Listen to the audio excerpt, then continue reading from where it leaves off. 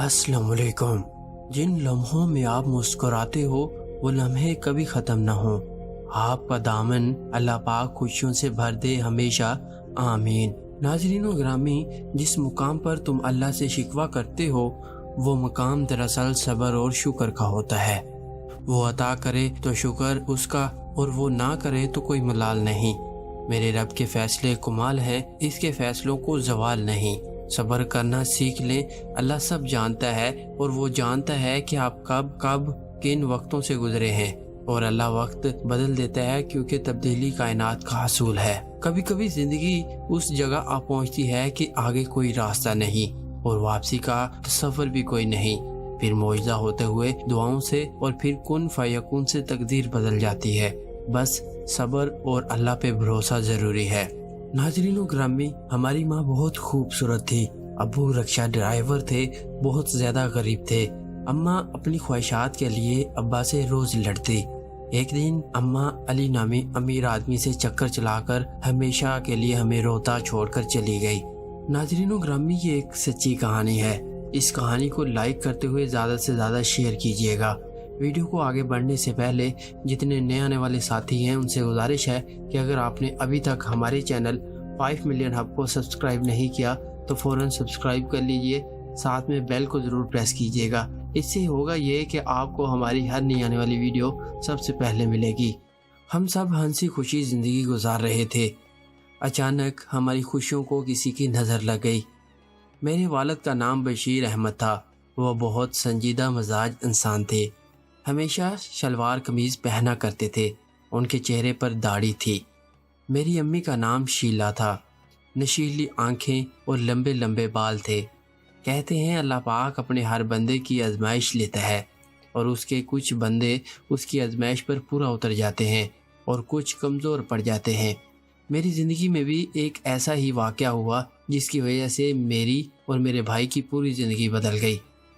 मेरे भाई का नाम अकबाल और मेरा नाम सना है। मेरे अब्बू का पेशा रिक्शा चलाना था। अब्बू की आमदनी इतनी ना थी कि वो अम्मी की ख्वाहिशात पूरी कर सकें।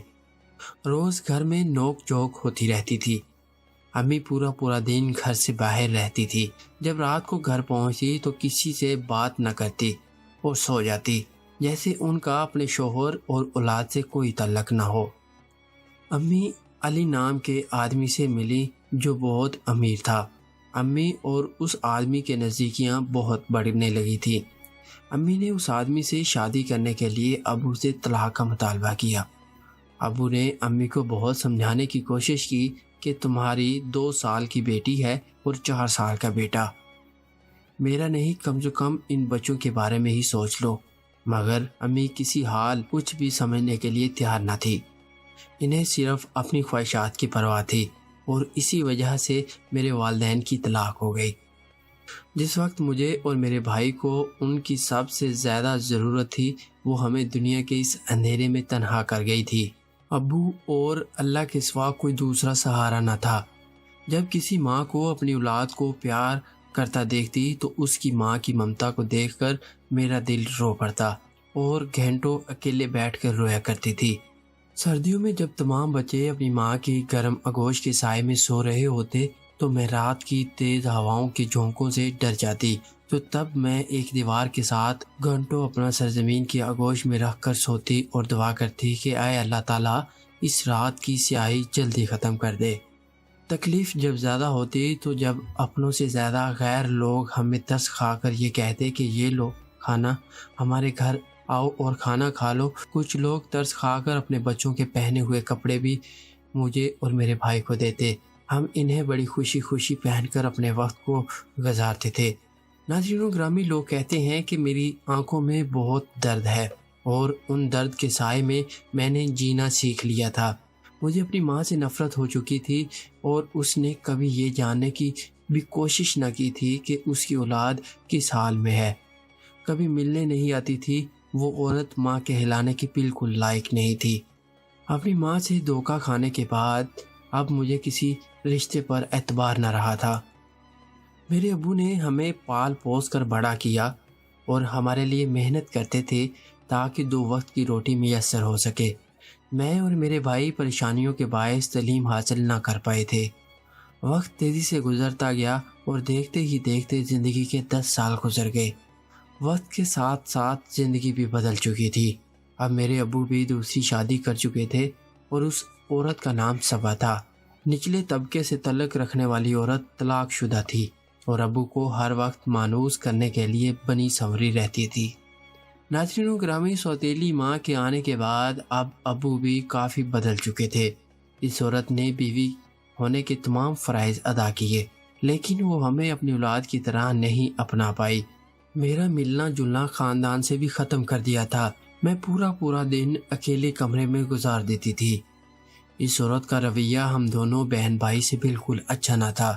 مجھ سے پورے گھر کا کام کرواتی اور کھانا پکواتی اور بھائی کو بھی نوکری پر لگوا دیا تھا۔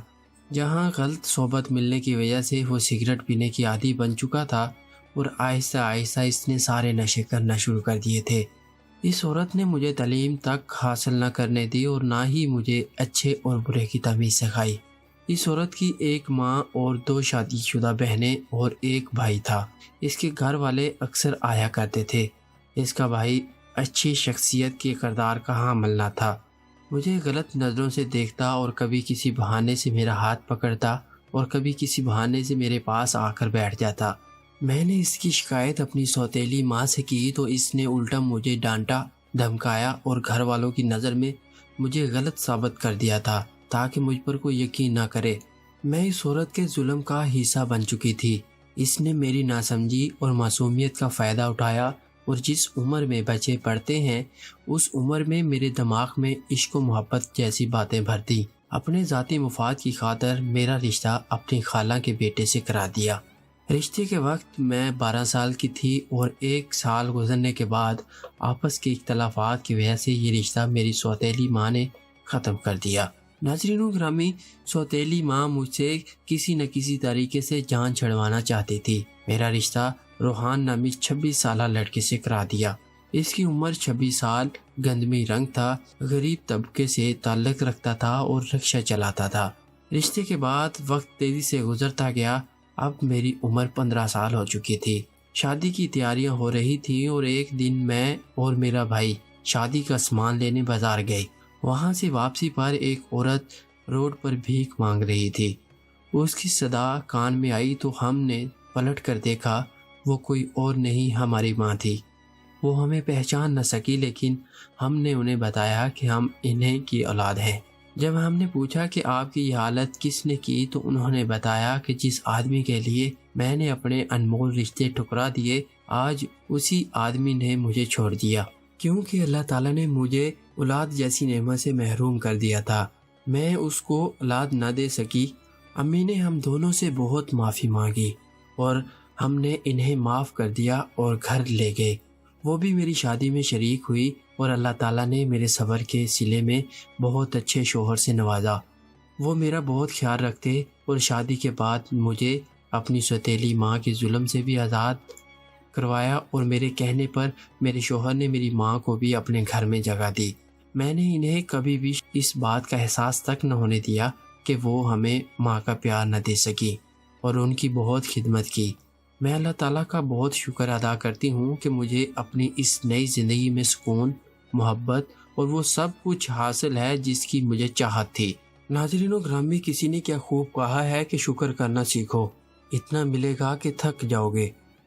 اگر آپ کے ساتھ ناانصافی اور زیادتی کی حد ہو جائے تو صرف اتنا سوچ کر خاموش ہو جانا کہ جو ذات اوپر بیٹھی ہے نا، وہ بہت بے نیاز ہے۔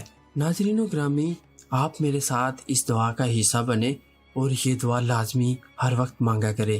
یا اللہ، جو آپ نے دیا اور جو آپ نے نہیں دیا اور جو آپ نے دے کے لے لیا، اس پر شکر، کیونکہ جو آپ نے دیا وہ آپ کی نعمت، جو نہیں دیا وہ حکمت، اور جو دے کے لیا وہ ہمارا امتحان۔ اے اللہ، ہمیں ہر حال میں شکر ادا کرنے کی توفیق عطا فرما، آمین ثم آمین۔ ناظرین و گرامی، ہم نے ویڈیو کے شروع میں ایک میسج رکھا ہے کہ درود شریف پڑھ لیں۔ اس سے فائدہ یہ ہوگا کہ ایک تو آپ کو فائدہ ہوگا، آپ کو ثواب ملے گا، اور دوسرا اگر آپ اس ویڈیو کو شیئر کریں گے اور جتنا آگے تک شیئر ہوتی جائے گی اور جو لوگ بھی درود پاک پڑھتے رہیں گے آپ کو اس کا ثواب ملتا رہے گا۔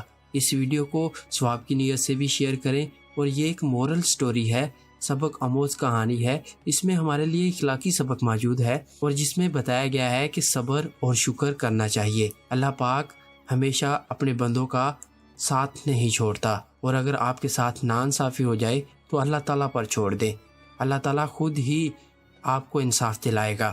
امید ہے آج کی ویڈیو آپ کو پسند آئی ہوگی۔ ویڈیو کو لائک کریں، شیئر کریں، زیادہ سے زیادہ شیئر کریں، اور کومنٹ باکس میں آپ نے درود پاک پڑھنے کے بعد یس لکھنا ہے۔ اس سے ہمیں یہ اندازہ ہو جائے گا کہ کتنے لوگوں نے درود پاک پڑھ لیا ہے۔ اور آج کی ویڈیو میں بس اتنا ہی، ملتے ہیں ایک نئی ویڈیو کے ساتھ، تب تک کے لیے ہمیں اجازت دیں۔ اپنا اور اپنے ساتھ دوسروں کا ڈھیروں سارا خیال رکھیے گا۔ اللہ حافظ۔